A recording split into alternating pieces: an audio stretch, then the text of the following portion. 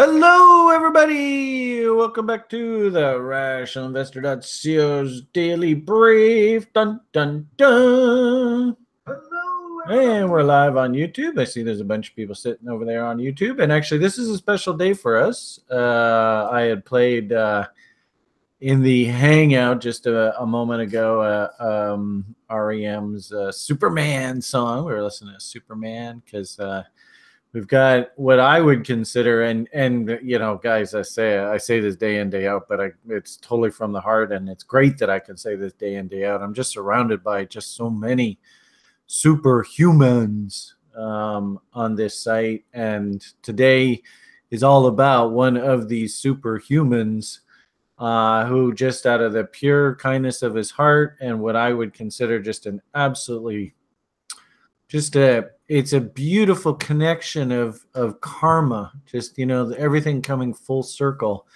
We have Sen here today. I had talked a little bit about this in yesterday's daily brief. Today is the official drawing. Sen, you want to come say hi just quickly to everybody? I think he took his microphone off mute. Hi, everybody. There he is. Anyway, we're going to do a big piece on him on the back half of the show. As the screen sort of points out, big day at TRI. Sen has graciously offered to, I guess, a scholarship or a bursary for the two highest scores in the program. We had never gotten a perfect score back on the exam before, and as a result of Sen's incentive, we have I think the number came out to, the final number was 76 perfect scores on the final exam. So obviously incentivizing people helps. The point of the matter is it just makes me incredibly happy because, you know, now, you know, if you go and actually get a perfect score on this exam, that shows that you're paying attention, you're listening, you're learning, and this stuff works. So, I mean, it's just a win-win everywhere. So a big part of today's broadcast is basically the raffle. We're going to go a raffle route of the two spots that Sen had said that he was going to give a scholarship to. And then we also have a special treat because the class of perfect scores was so big. We've got a special treat to add to that from TRI. So the point of the matter here is big karma day, super excited. I wanted to tweet out. I got to tell you, if the, you know, and we build, you know, like scholars and gentlemen, right, here at TRI, and gentlewomen for that matter. And Sen is timely art here on Twitter. I think your name is Magpie on TradingView. Has a whole bunch of fun scripts that we love to use on the site. And just a fantastic example of just, you know, just a stand-up human being. So we will attack that the latter half of today's broadcast. We are fortunate. We have the bear in the house. Hello, Mr. Bear. How are you today? I'm doing well. How are you? There he is. Doing good. Thank you. I would really love to hear what's going on in his brain. So why don't we spend the first half of the broadcast listening to Thomas's perspective? I'll throw in my 2 cents because, you know, Brian can't help it. Sorry, guys. We'll talk a little bit about what's going on in the world, and you know, to keep you incentivized to watch through the whole program. If you are interested, if you are one of those level oneers that got the perfect score on your exam, keep in tune. We'll do the raffle at the back, let's say back quarter of today's program. So with that said, whoops, there's my filter thing just fell down. There we go. I suppose, you know, from my perspective, in a typical day for Brian at the office, holy Jesus, it just never ends. Somewhere in here, I got the breadth data somewhere back here. Oh, heads up too, we have a RRSP group meeting tonight. Mike had quarterbacked it, and it looks like he has it planned for 6 p.m. PST, so that's 9 p.m. EST. And of course, the middle of the night for you guys in Europe. So, but if you are interested in participating in that group, keep an eye out for that invite later on this evening. I got to say, Ian has been working on a setup. I'm not quite sure if he's given his setup a name yet, but really interesting results he's working away on. And I would love to, maybe one day have Ian come on here and just explain his setup. But he says it's running at about 70-80% accuracy, which is just music to my ears. Benjamin's been helping us away, working on the GAN square of 9, the dynamic one for the daily basis. And a lot of the level 2 and level 3ers. Raff has been playing around, his group, Raff, Keith, Wayne, Bobo. They really have a really nice working collective, the group of those Brits. So Benjamin, I wouldn't mind. I don't know whether you're here. Yeah, you are here. I'd love to see if we could somehow get your indicator to start with the first 15-minute VWAP bar of the day. So, but I haven't forgotten about you. I still see you on here. Sonny, you and I are supposed to do some PMA sessions, a module for the school program. So I haven't forgot about you. I know you're still on the docket. Bagra is building his script, and got to tell you, I think he calls it the Megalodon or something like that. Really impressive stuff. So let's all chummy up with Bagra and see if we can get him on here in the next week or two just to explain how his script works. So you can see it's just another day at the office, right? And lots going on this site. I mean, I got to tell you, this is one hell of an experience, this site. Building just an incredible community. It's just the fucking best. I got to say, big picture, before I let the bear loose, I'm watching today, obviously, is an FOMC meeting day. For the broader market, it's really kind of hurry up and do nothing as we're now waiting for the imminent Fed decision. I'm wondering whether maybe this is the Fed rate decision day is going to be a bit of a catalyst for these markets. You can see US dollar has gone beyond 200 SMA. Euro's at 200 SMA. Yen's basically come back to there. The bonds have come right back to short-term resistance here. Stocks are just, kind of floundering, going sideways. Your gold, Thomas, basically kept us out of trouble there with the gold. But, you can see there's 1276. Still a little bit further to go, but we are at the 200 SMA there and below value. So obviously shorting here is probably not the best idea.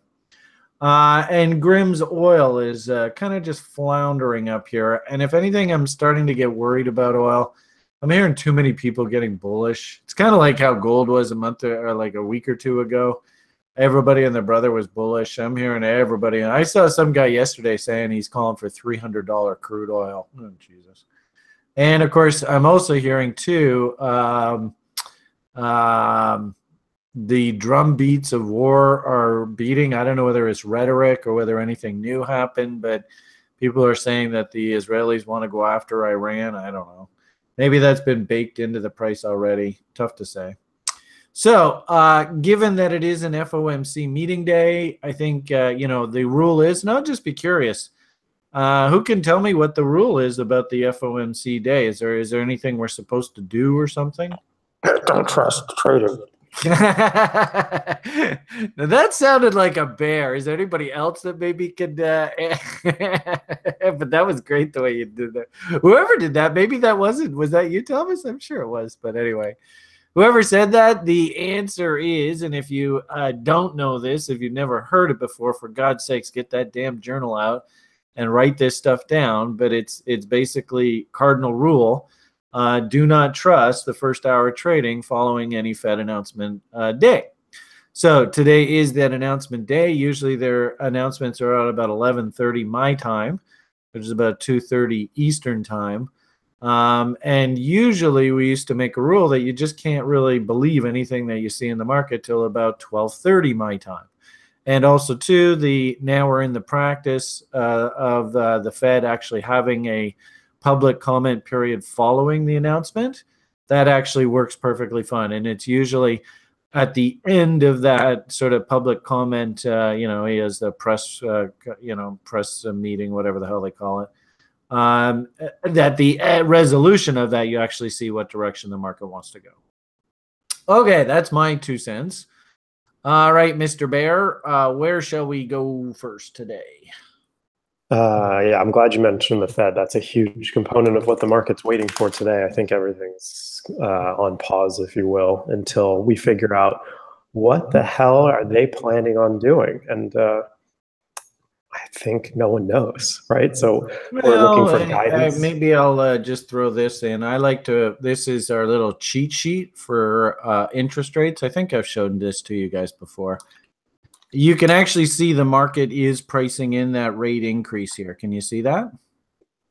So the market has actually decided that the Fed is going to raise rates. Isn't that interesting, eh? Which is good. Now, if they don't, and this ratchets back up, but I think they're basically pricing that event in. You can see how the TED spreads come off the wall of worry. We don't have to worry too much. Like right now, TED spread's sitting at 0.5. If we go above 1.0, that's when the all shit and hell will break loose. Just, I don't mean to be rude, but I saw this morning. I think the market believes that the Fed is going to raise rates. Yeah, I think that I was more interested in how often or how many times they were planning on hiking this year. I think that's what's unknown for the rest of the year. And that's something that they're going to discuss today. I agree. I think that's been priced in for a while. What the big variable here is how many times this year they raise rates. Yeah. So we'll wait and see what happens there. So that's at 2 p.m. So we've got an hour and 45 minutes until launch with that. So nothing really caught my eye in the stock market aside from this one headline from this Egyptian billionaire I was posting in the lounge that this guy has a $5.4 billion net worth, and he put half of that into gold, or 5.7, I guess, I think it was.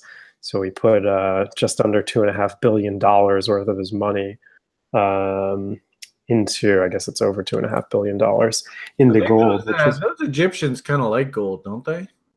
Yeah, they do. And they wear like big masks just made of gold.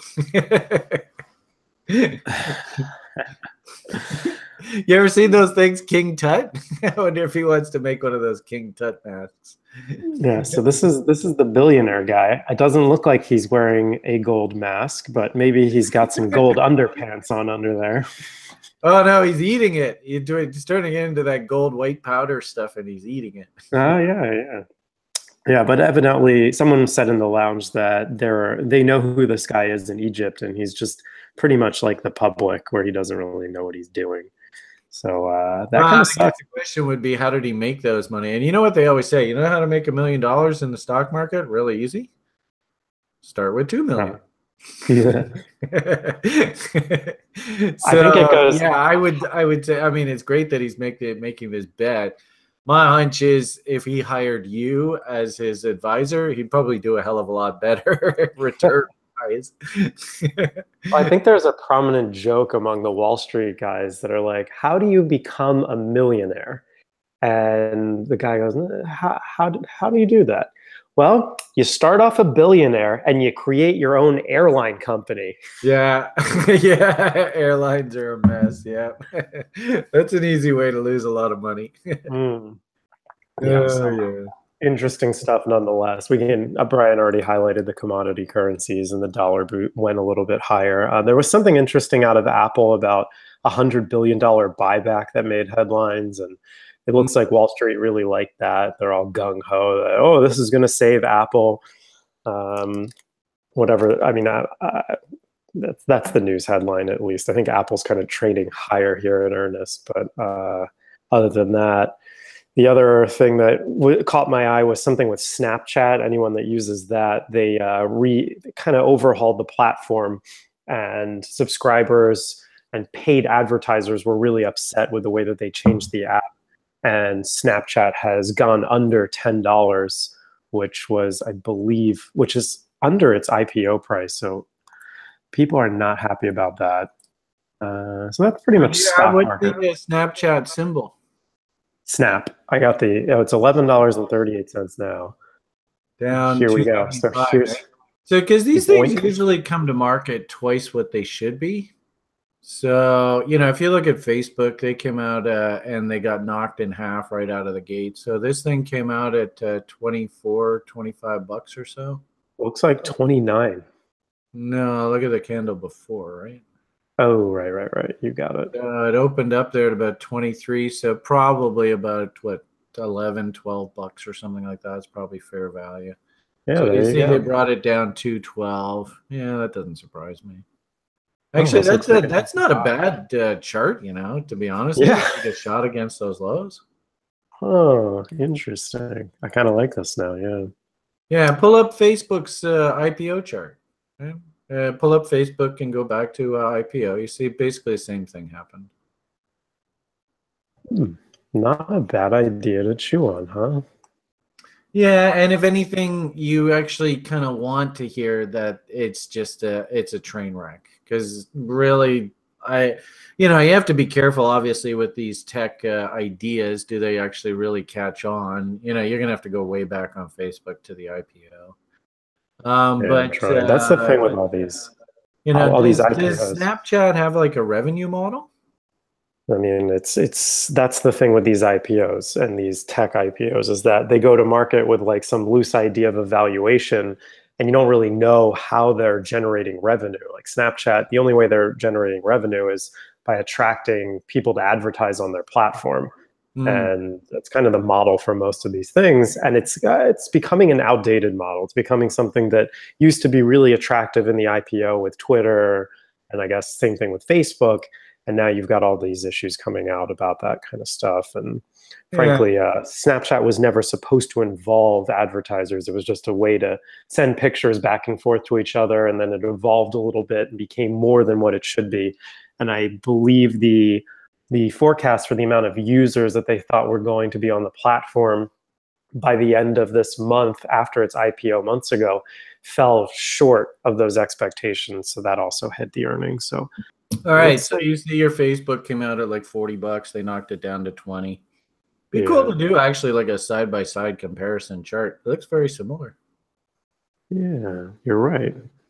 Yeah. And at that time, everybody was like, I remember there were like people who wanted to sue Zuckerberg for bringing this stock out at 40 bucks, because it was just way, it was considered way overvalued.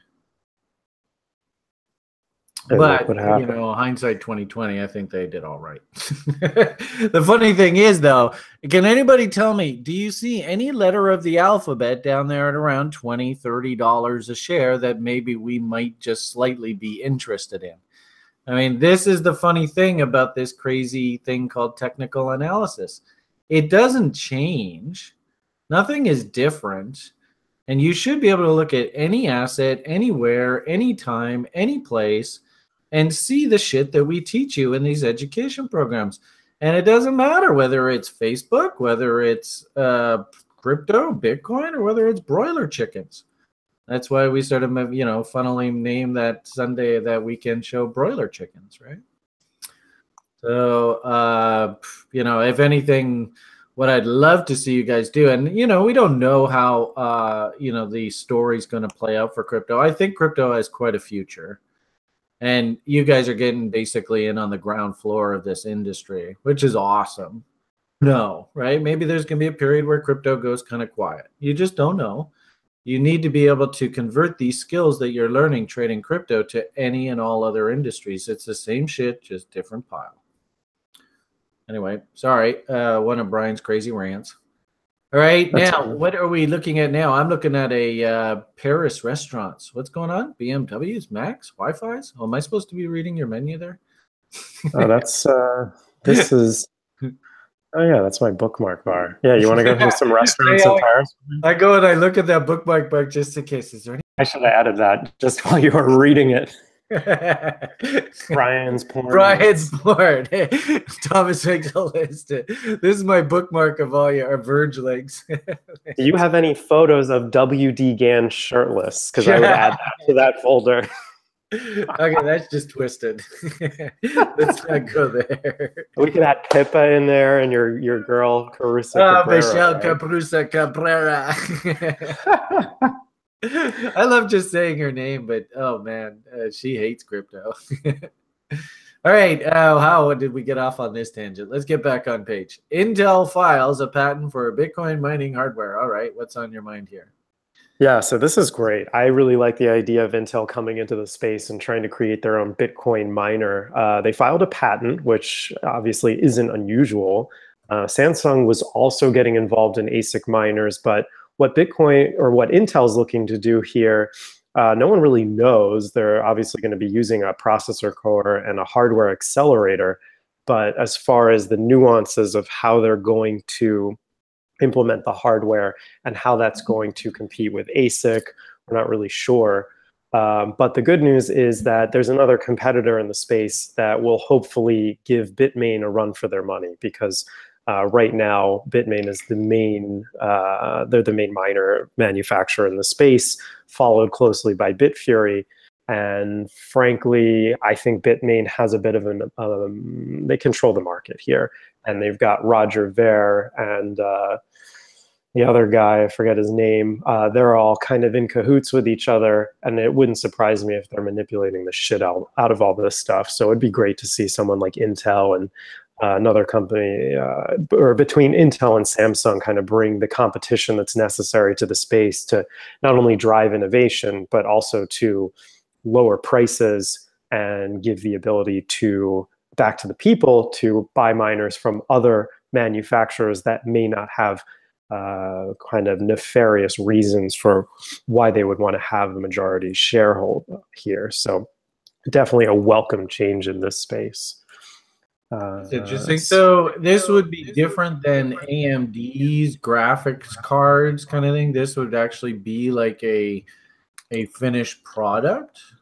Well, so AMD, I don't know if so the graphics cards are GPUs, right? So you can't mine Bitcoin with GPUs as much or as successfully. I don't think you can do it at all actually with GPUs, but you need an ASIC miner to mine Bitcoin. AMD is not manufacturing anything to mine Bitcoin with, but as far as... Is it NVIDIA that's making the card? Yeah, so NVIDIA and AMD, they both make graphics cards, right? And graphics cards, back when I was doing mining, were primarily for script, right? You couldn't use graphics cards to mine Bitcoin just because the protocol didn't work that way. You had to use either an FPGA, or once ASICs came out, that changed the entire game. And everyone kept kind of going through this evolutionary arms race, if you will, where each company was trying to come out with a faster and faster ASIC chip to mine Bitcoin, whereas you can't use graphics cards to mine ASIC. So that's kind of separate. Intel is specifically developing a protocol or developing a chip to solely mine Bitcoin on the ASIC platform. I think I have that right. All right. Sounds good. Where's the W's? All right, let's move to South Korea here. South Korea, this is kind of upsetting to hear. They want to start regulating crypto. We already saw Japan come out and say, you know what, screw these anonymous coins. We don't want them on any of these exchanges. If you want to be supported by the Japanese, guess what? You got to take these things off your exchange. And so Korea is coming out basically right now, and they're saying, we want to regulate cryptocurrency here.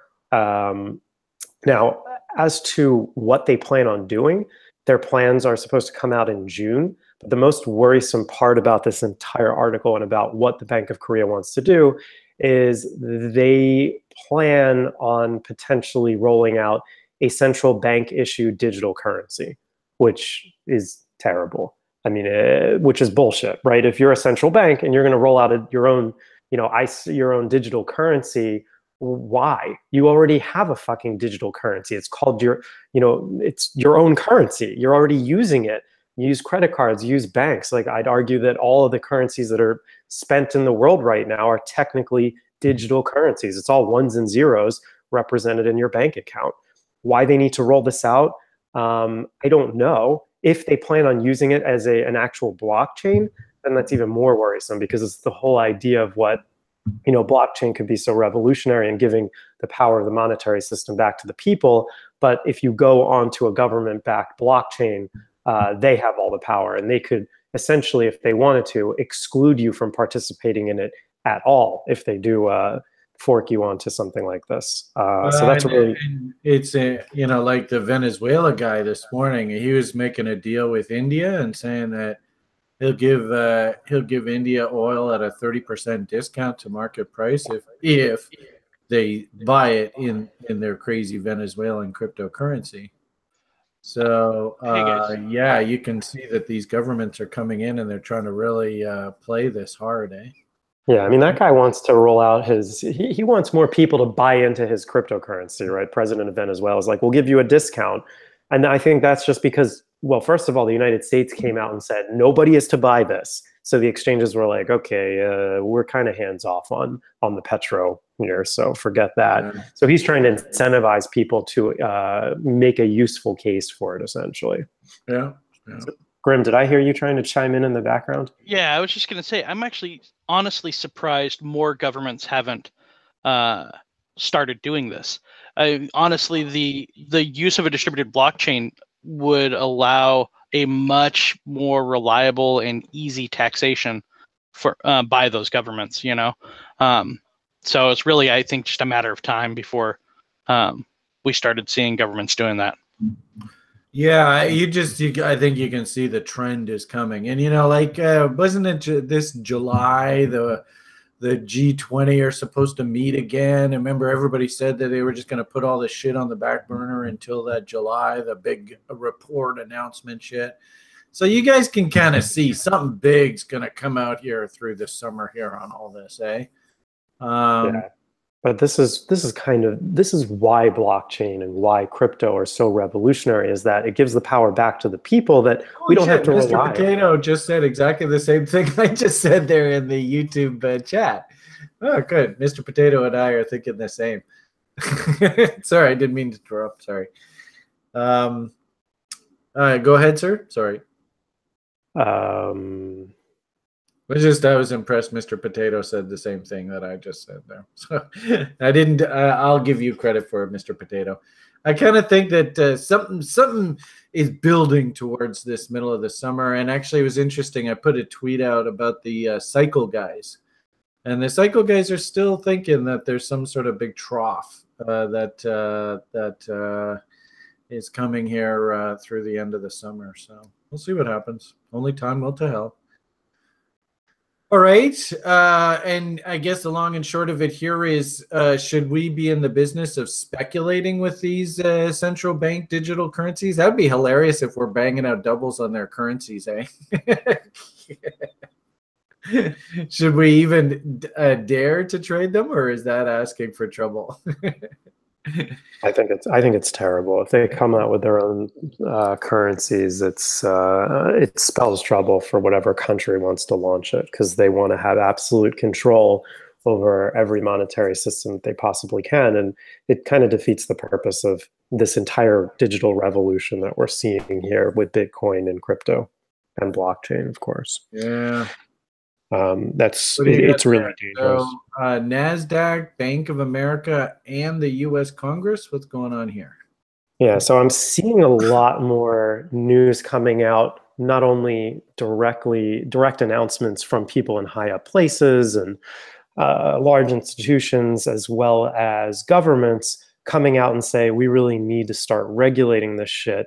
And then you have other people in the same places saying, we don't really need to do that yet. We need to still let this thing breathe and become what it potentially could be. And to kind of go along with Grim's point about how he's surprised that other governments haven't come out and done this yet. And I think that it's because they're still waiting to see what this will become. They see the potential, they see how revolutionary this can be, and certainly how useful it can be for them themselves in terms of tax collection and monitoring all the crap that you and I would be doing with our own personal money. But you have people like the NASDAQ, the CEO of NASDAQ, who are saying that ICOs are securities and should be under the purview of securities regulation. And then, of course, the same thing of, this is bullshit. Bank of America CEO comes out and says that cryptocurrency can be used for illicit transactions. I mean, give me a goddamn break. All the cash in the world is used for way more illicit transactions than cryptocurrency can be. And then you have the SEC, and we all know what they're trying to do in terms of classifying Ethereum as a security, and pretty much every other ICO they possibly can. It's just more and more of this stuff is coming out. They want to protect the consumer, little old granny who's sitting in her house buying cryptocurrency, like she may fall victim to a scam, or the teenager that spends his hard-earned summer money gets scammed on Twitter because he wanted to participate in the 500 free Ethereum giveaway by sending 0.2 Ethereum to some random address or whatever it is. It's just, scammers are going to scam. They're going to be around, whether it's in the crypto world or whether they're calling your phone pretending to be a tax collector. The government didn't really do anything productive when it came to tax time a couple years ago, and the Russians were collecting money pretending to be tax agents. So, I mean, why do we think that? Remember, I was playing this. I got a call, and I thought, did I play it? I think I played it for the Daily Brief. I got one of those if I'm not mistaken, I think it was in Chinese, right? Yeah. And I guess because it's just a Vancouver phone number, they just assume that if you live in Vancouver, you speak Chinese. So they probably just grabbed a Vancouver Lower Mainland telephone directory and just started calling everybody. Oh, man. Yeah, you're right. I mean, the irony of it all is that I would actually make the argument that as we transition into this digital world, Joe Sixpack is actually, and especially, people like Mafia and sort of the thugs, the hoods of our society, they're actually going to find committing illegal activities a lot harder because there's going to be a paper trail for everything here. Now, obviously, you smart guys, and keep in mind, you guys have to understand just the fact that you're at TRI and you're participating in these Hangouts. Most of the people that I talk to in the public, they don't know how to do these Google Hangouts. I mean, you guys have to understand that you are on the cutting edge of technological smartiness. Now, you can probably use things like what's the popular anonymous coin these days? Zcash, right? Isn't that one? And some of the regulators are trying to outlaw. Is it Japan that said there's like about 3 or 4 coins that are not anonymous? They want to delist from the exchanges Zcash, Dash, and Monero, I believe. Yeah. So, ironically enough, I could actually see a time in the not too distant future where all of this actually becomes a lot more difficult to conduct nefarious criminal activity worth not easier, like Bank of America. Bank of America is thinking just, really, when I look at I read a really interesting article. They put out just a blanket survey to their customer base. And anybody who responded anything at all on their customer survey that they were involved in cryptocurrencies, instantly accounts were shut down. And I read on Twitter some total nightmare story of a guy who has like his 3-year-old daughter's personal bank account was closed because he had some crazy reference. Anyway, so the point is that I think Bank of America, and in a weird sort of way, they're almost like a dinosaur. They're so big. I think they're just worried about their nut. So anyway, that's Brian's rant. Sorry, got off call. Hey, Ed, you actually got that call too, eh? So I don't know whether you spoke the language that they called in, but if you did understand what the call was, I'd love to talk to you and figure out what the heck they were saying. So Ed lives here in the Lower Mainland. Shane, you got it? Do you speak? I don't know whether it was Cantonese or Szechuan or whatever. But if you did speak that language, I wouldn't mind knowing what it was that they were saying. Anyway. Okay, where do we want to go next? Oh, should we look we got to do price action. Yeah, let's see. What are you thinking about price action here? Because I'm still thinking this thing needs to come down a little bit. We've kind of gone up here into the London kill zone, and New York kill zone kind of dropped us down and pulled us back up again. We're consolidating around the Mountain Man area in the face of this 1 hour bearish divergence where Willie isn't quite overbought yet. And then on the flip side to that, we have this crazy doji looking thing here on the 4-hour that shot us up here, or it's almost like a hammer, I guess, all the way up here. Looks like it's trying to figure out what the hell it wants to do. You've got people down here buying, people are buying up here, yet we're still trying to come into this reload zone. What are you seeing, Brian? I think until the Fed is done, I think people are just sort of position squaring. I think Bitcoin's become a very tradable asset. There were some interesting articles that they were putting out on CBOE. Some guys like, and Bitcoin miners now are hedging through futures contracts. What does that mean? And I was like, and some guys like, are you serious? Are these people actually writing these articles? I believe that the futures are actually doing the job, and people are actually coming in and starting to hedge and use them appropriately. I think that I think probably, I think the one thing that just astounds me out of all of this is our GAN angles here. It sure really, to me, it explains. No, these are futures, Justin. Right? We're not talking OKCoin. We're talking like Chicago, CME, CBOE. Right? Look at the Twitter feed that I put out this morning. We came to this remarkable apex of the arcs, and we'll zoom out for you so you can see the big picture. So this is the study, the GAN angle study off of the top. And I believe that we're riding this arc right now. If we lose this arc, then it means we probably have to come down to this one. You can sort of see how it rode this arc and then lost it and then came back down.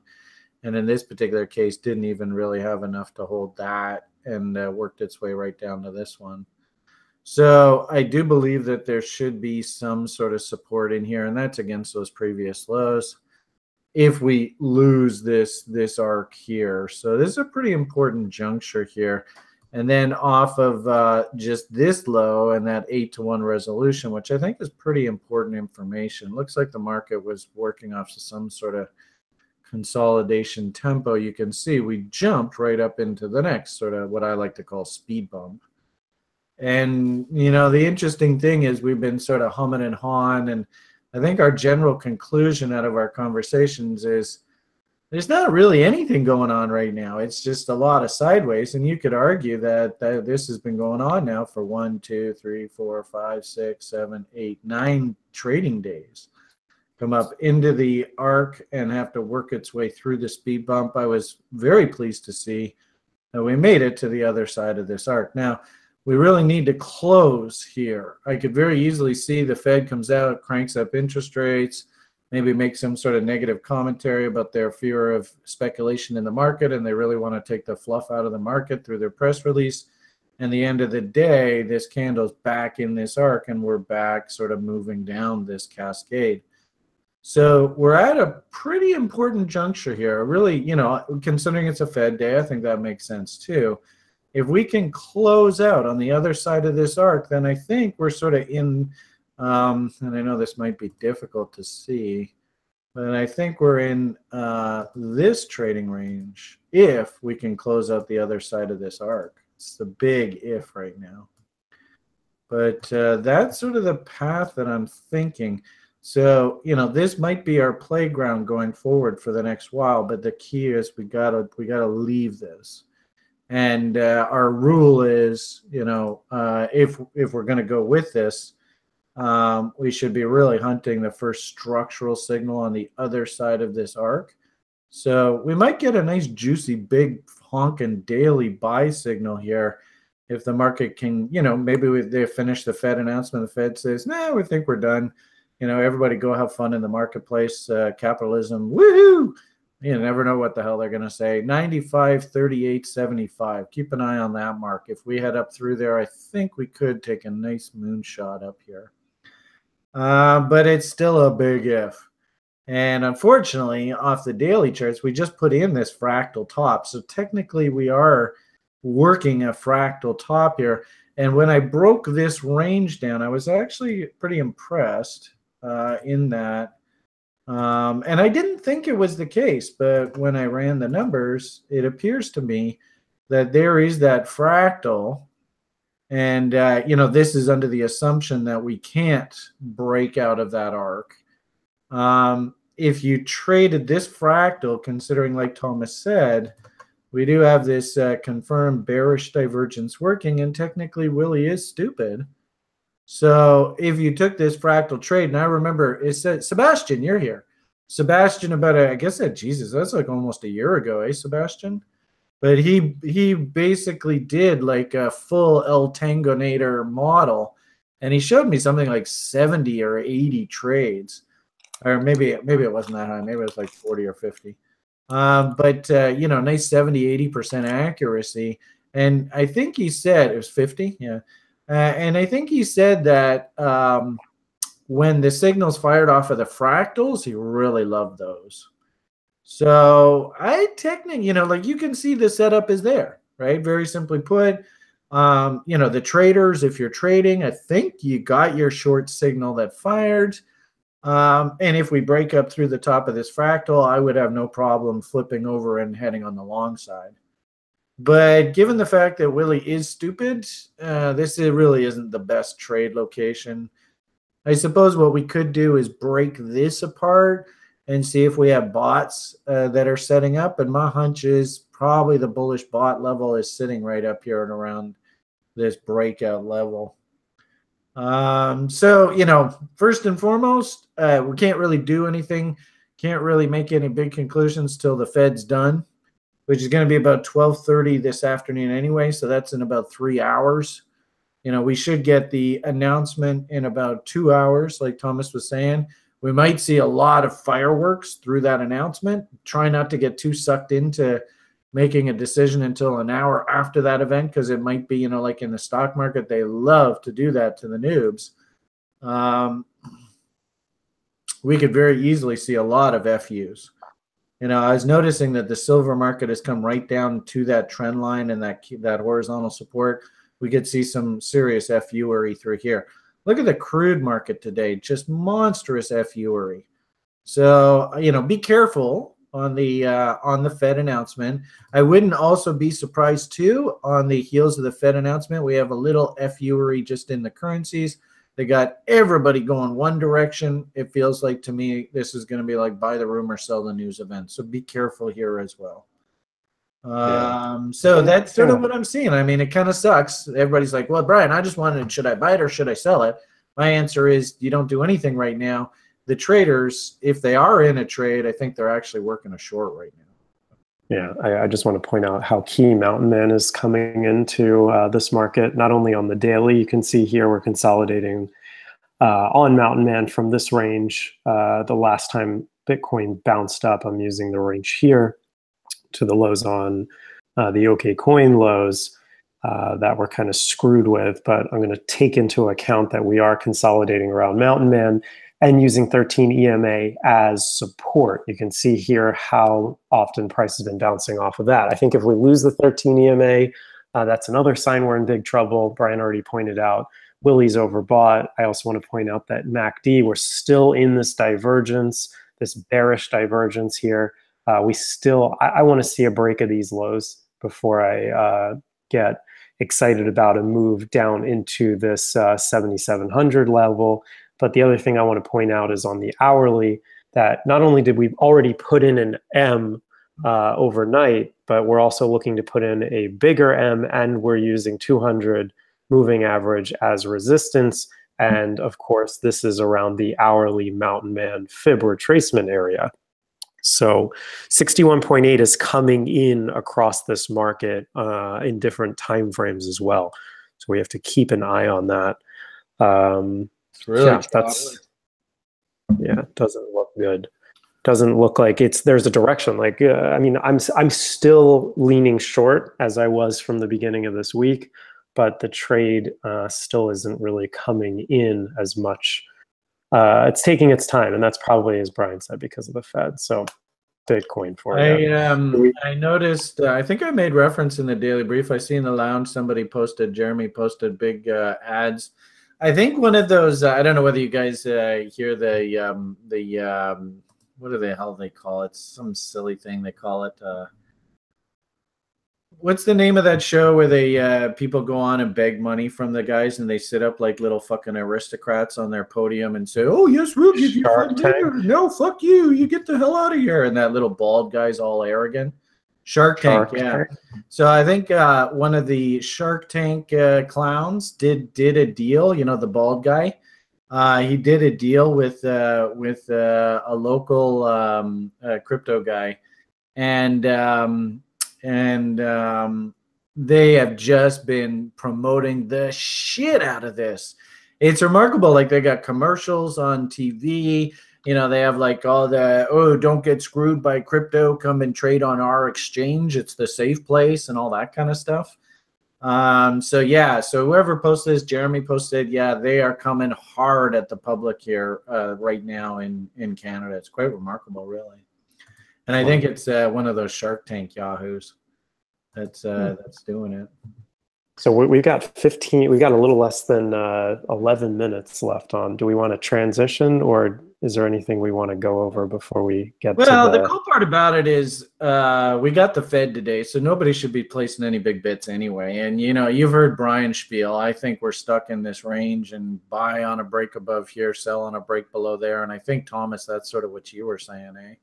That sort of structural level, and day traders, I think you could make an argument they got shorts on, but I don't, you know, for most new people on the site, this really isn't your trade. So I don't know. I think is there any altcoins that you want to talk about? I mean, I see a bunch of altcoins that just look super sexy. I don't know whether I would be buying as they're running up here, though. Things are getting a little bit pricey. But I'm seeing a lot of green on my screen. And what I really liked, you know, if you can see through all this maze, what I really liked when I came in, and this is, you know, on the news side, I can't wait. I sure hope we can get this, because this is going to be the shit, right? This is going to take all those little dinky sites that we have for breadth information and really help us. But do you notice that this is trying to bottom here now? Remember, we got down to almost flat line. So if we could get a chart, you know, on the new site with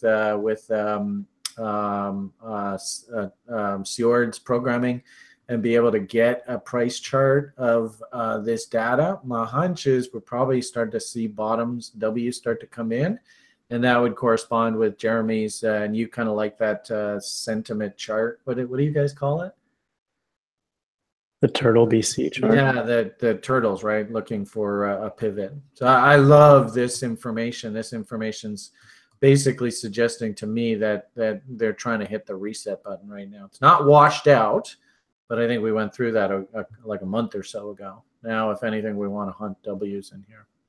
So Jeremy's saying Digibyte's breaking out. Sorry? Jeremy's saying Digibyte's breaking out. DGB, yeah, that's a little old, though. You can see where the W is. I remember I bought there probably about a month or two ago. It's a little bit late to be a buyer there. That's, you know, if anything, that's the kind of thing we want to, you can't really chase those kind of names up there. That's too expensive, in my opinion. Yeah. The one that I like is IOTA. They just launched their developer ecosystem, where the Internet of Things devices are kind of the payment system. It's kind of an interesting concept. And the chart looks pretty good too on IOTA. I don't know if you have any of that, Brian. IOTA. What do we got here? Oh, that looks like a stock. No, that can't be right. What exchange? I think it's on Bittrex. IOTA BTC? Binance? Or Binance, rather. Sorry, not Binance. Bittrex. We got here IOTA. And actually, I'm warming to the idea. Well, same sort of thing. You know, if anything, can you see the bot? Right, you can totally see the bot here. So if we broke this down, looked at like an hourly chart, you could probably break that apart for a trade. Oops, put my screen on. There you go. So there's the double bottom, right? So, and you can see the W. I mean, this is really where we want to be long. One. Kind of like when Waves, we saw a candle like that the other day on Waves. Just they're just washing the market out as much as they can before they're getting ready to rock it. I suppose you could do it up high to low and then do your bot levels. My hunch is 25 is somewhere right in there. I don't know whether I could justify chasing it there, but I could, somebody on the site the other day was flagpole, and here, if anything, and San, I hope, are you pressed for time, San? No? Okay, good. Because, Brian, he loves the sound of his own voice. Don't get me started. But can everybody see the little flag? And actually, you could argue this is a nice little pennant. If I can draw. Oh, don't be ping. All right, we'll look that. So something along these lines, right? Little flagpole. So technically, the target should be like that. So I could very easily see your little guy and it looks like he's ready to go. Volume's coming in. Really not. There's obviously dangerous area to be a buyer again.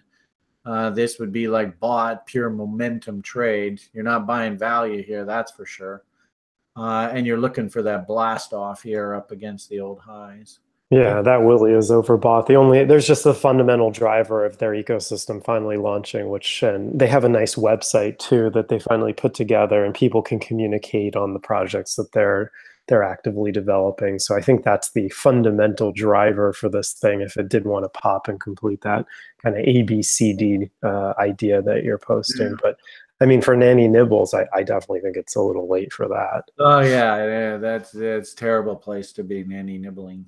If anything, and the cool part about it is when I see these things break out, I'll be more than happy to tell you guys. But here was a great example of what I really do want you guys hunting for, right? Lots and lots of upside potential. When the W's and stuff are coming in, they're coming in off the low end of the range.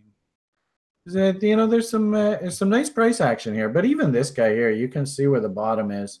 That's where I did my nanny nibble. And then the other day I like this so much. You can kind of see this is your IOTA sitting right about here right now. So I went and added to the trade because I liked it so much. You can see from that level there. But this is not, buying here is not buying value here. Value is down here. So, yeah. If anything, I think why don't we, by all means, if I see something jump out. Oh yeah, somebody had asked in the lounge, what do you think about MUE? And then they saw that I had tweeted out. This is why I really like using the community, because there are a few people on Twitter that I follow that I highly, highly respect. There aren't many, but there are a few. I highly respect this guy, Not So Fast. Very, very smart, just like nuts and bolts kind of crypto guy. And he really loves these MUE guys. So the person on the site, I apologize I didn't get back to. I actually had written up, well, I just simply said on Twitter, I just said, when this guy is endorsing your name, it's worth paying attention to. And he's in love with these guys. And then I said, and if the chart looks like this, what do you think? Is this a buy? Should we go and buy? Well, I mean, whether he's part of the team or not, just the fact that he's optimistic and he's positive, I think is good. But I mean, Garrett, take a look at that chart. I mean, we as traders should look at that chart and just go, fuck you. You got to buy this thing every day of the week. Just go and grab some. I'm not pitching you to buy any, but I went when I saw this and I saw that he was relatively positive on the project. I was just like, fuck it, man. I got to just go grab some. I already had some. So I just went and added to the bag. So for the person on the site who had asked, I just wanted to touch base on that. Yeah, actually, I really did like it, and I love the location, and I was more than happy to go and buy a little more of that. Okay, so I think we'll leave it at that. Giving you a couple names to chew on there. Let's get on with the. Thank you very much, Bear. Was there any closing comments you had just before we finish with you today? I think we did a good job today. Let's get to the good part. All right. So, drum roll. Sen, are you with us? Yes, I'm here. There he is, the man, the myth, the legend, Mr. PMA Karma. And you know, I even tweeted out, like you saw at the beginning of the show today. I'm just so impressed with him. If there ever was a definition of a scholar and a gentleman, Mr. Timely Art, Sen, Magpie, there on TradingView. Follow him. Just a stand-up guy. And graciously offered to offer a scholarship for our level oneers. The beginning of the term, we had announced that the 2 top scores were going to get their cost for the course, and it was $9.95 US refunded by Sen as a scholarship. And frankly speaking, I was absolutely overwhelmed by the response. I had never gotten a perfect score back on an exam, and I suppose I can understand why. You know, people weren't that motivated. There was no incentive. And if anything, it's a great commentary on incentivizing humans and what happens. So it turns out, now maybe we made the exam a little bit easy. I don't know, but the long and short of it is the same questions that I ask everybody else. I ask basically these people. And we got a number of perfect scores. In fact, the number was so big that it actually came out to the end number was 76 people. That's a heck of a lot of people. So congratulations to all of you. And, you know, the only way that we could fairly do this was, you know, obviously I'd love to, you know, give everybody their money back, but that's maybe a little bit much. And I don't know whether Sam wants to go too much over, but we're going to do a basically like a raffle for the winners. I've loaded everybody into also, whoops, that's not what I wanted. I loaded all of the winners into the magic fruit machine, they call it, I guess, because it's a we're not going to count this one. That was just a just to show you. But we loaded this into the system, and really we're ready to go. And getting sucked into the matrix, I guess so. So without further ado, let's give the wheel a spin. And Sen, do you want to, I don't know how we want to do this. Should I read out the name? Do you want to read out the name? Thomas, do you want to read out the name? No, it's fine if you just read out the name. I mean, people okay, so we will give a spin for the first seat. Here we go, and the winner will be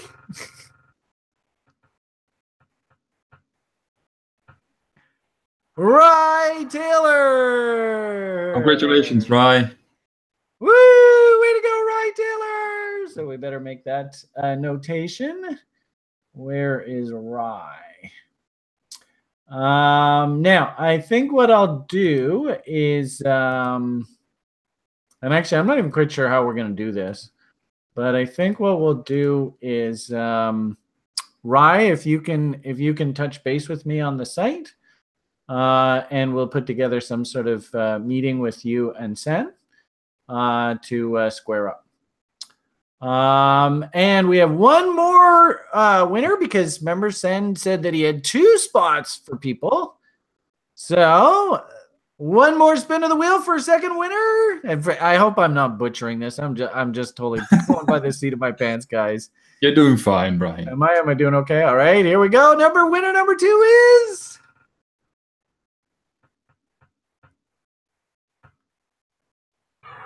Roland. Roland. Congratulations, man. Congratulations, Roland. Let's make sure we mark off where is Roland. Roland, where are you? And actually, I think I like that because, yeah, that's good distribution. All right, so Roland, and actually here, why don't we even go copy? And we'll put you up here. Paste.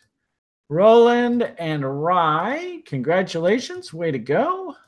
Maybe if anything, what we could maybe do is if Roland and Rye, if you can come on the site for a daily brief in the maybe next day or two or something like that, we'll maybe have like a nice in-person interview with you, and you can talk a little bit about the school program and the kind of change that it's made in your life. I'd totally love to hear from you guys.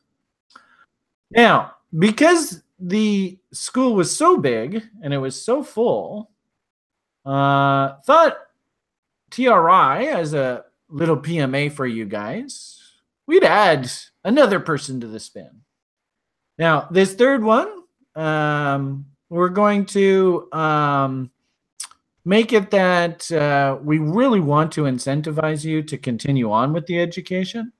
So TRI's bursary scholarship, if you will, is going to be, if you did register for the level 2 program already, then we will refund that for you. If you're interested in doing the level 2, then we'll pay for your course.